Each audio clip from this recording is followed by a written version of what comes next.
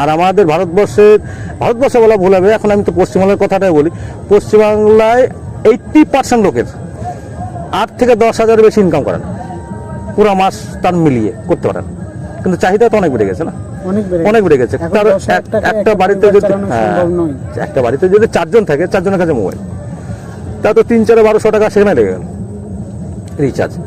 তারপরে ইএমআইতে মোবাইলটা কিনেছে, তার ইএমআই লাগবে, করবে কি সে? এই বছরে সেই জন্য 4 জনাকে বার হতে হয়। বার এখনো হয়নি, 4 জন এখনো বার হতে পারেনি, কিন্তু কিছু কিছু পরিবারে বার হয়ে গেছে, বার হয়ে গেছে।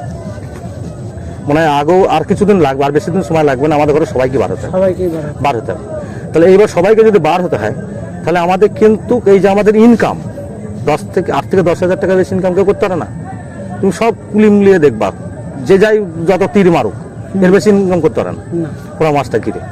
কিন্তু এবারে 10,000 টাকা দিয়ে এখন আমাদের আবার এসি ট্রেন চালু করে তা থেকে যেতে পারবে না, সম্ভব না। তাহলে ওই ট্রেনেই তাকে যেতে হবে।